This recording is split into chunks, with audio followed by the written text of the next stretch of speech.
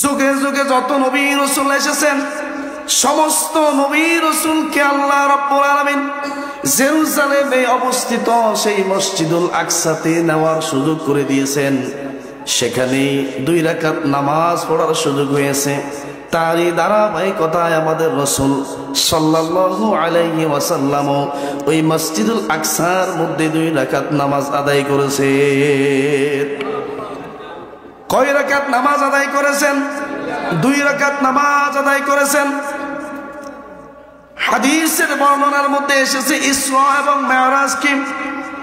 ইসরা ওইটাকে বলা হয় আল্লাহ রাসূল সাল্লাল্লাহু আলাইহি ওয়াসাল্লামকে মসজিদে হারাম থেকে মসজিদের আকসার মধ্যে নিয়ে যাওয়া, এর মধ্যবর্তী ঘটনাকে ইসরা বলে আখ্যায়িত করা হয়েছে।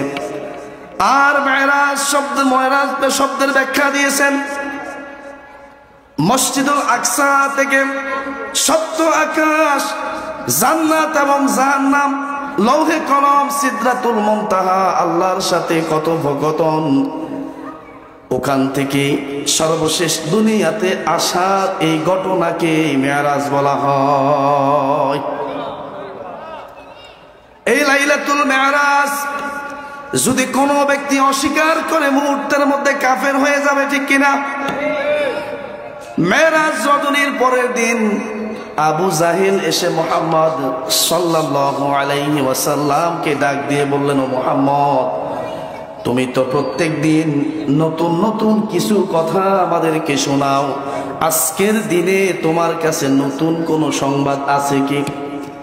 বিশ্বনবী জবাবে বললেন, ও আবু জাহেল, শোনো, আজকের যেই নতুন সংবাদটা আমার কাছে আছে এটা একটু ব্যতিক্রমধর্মী সংবাদ।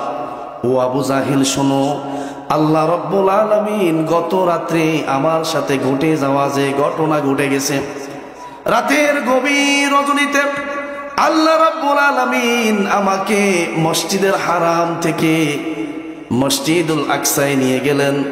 এরপরে ওখান থেকে আমাকে সপ্ত আকাশ, জান্নাত, জাহান্নাম, লৌহে কলম, সিদরাতুল মুনতাহা এবং পরিশেষে আল্লাহর সাথে কথোপকথন হওয়ার পরে আল্লাহ রাব্বুল আলামিন আমাকে আবার দুনিয়ায় পৌঁছে দিয়েছে।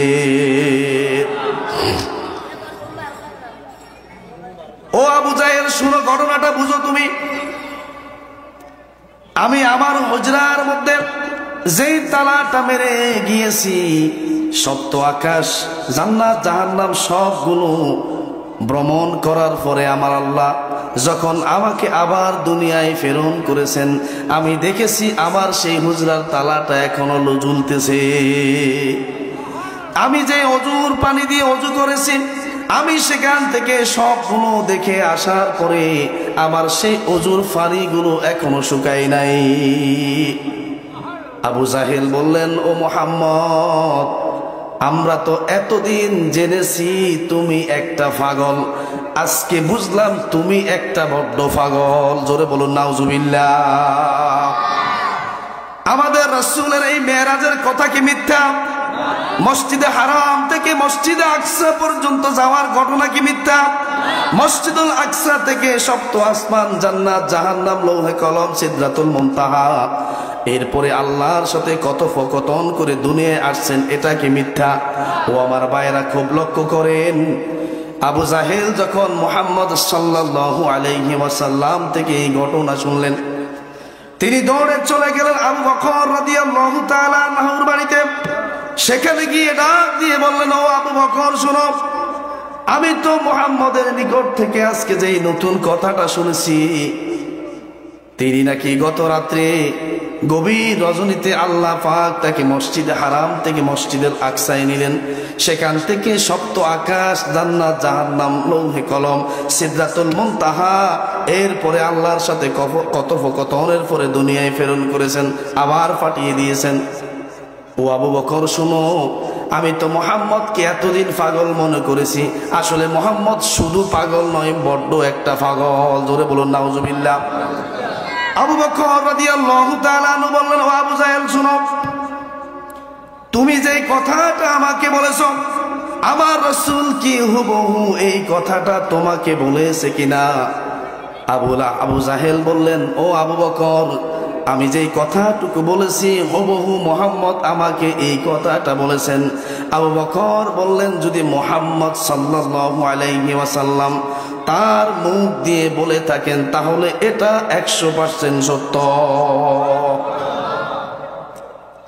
এবার আবু বকর রাদিয়াল্লাহু তাআলা আনহু বিশ্বনবীর দরবারে চলে আসলেন। এসে ডাক দিয়ে বললেন, ও মুহাম্মদ সাল্লাল্লাহু আলাইহি ওয়াসাল্লাম, আবু জাহেল আমাকে একটা সংবাদ দিয়েছেন, আপনি নাকি গত রাতে আপনার সাথে মেরাজ রজনীর ঘটনা ঘটে গেছে। বিশ্বনবী বললেন, আবু বকর, হ্যাঁ এই ঘটনা আমার সাথে গত রজনীতে ঘটেছে। তুমি এটাকে কেমন ভাবে বিশ্বাস করো? আবু বকর রাদিয়াল্লাহু তাআলা আনহু বললেন, ও আল্লাহর রাসূল, যেহেতু আপনি বলেছেন অতএব এই মেরাজ রজনীটার কথা ঘটনা কখনো মিথ্যা হতে পারে না। আবু জাহেল মেরাজ রজনীর কথা অস্বীকার করে সে হয়ে গেল কাফের, কাফেরদের সর্দার। আর আবু বকর রাদিয়াল্লাহু তাআলা আনহু মেরাজ রজনীর কথা বিশ্বাস করার পরে মুহাম্মদ সাল্লাল্লাহু আলাইহি ওয়াসাল্লাম বললেন, ও আবু বকর, আজকে থেকে তুমি আবু বকর নয়, আজকে তুমি আবু বকর সিদ্দিক। এই মেরাজ রজনীর কথা আবু বকর রাদিয়াল্লাহু তাআলা আনহু বিশ্বাস করার কারণে আল্লাহর রাসূল বলেছেন, আজকে থেকে তুমি শুধু আবু বকর নয়, আজকে তুমি আবু বকর সিদ্দিক। আজকে থেকে সিদ্দিক উপাধি দিলাম আমি তোমাকে। সেখান থেকে আজ অবধি কিয়ামত পর্যন্ত আবু বকরের নামের সাথে আবু বকর সিদ্দিক রাদিয়াল্লাহু তাআলা আনহু থাকবে, ঠিক কিনা?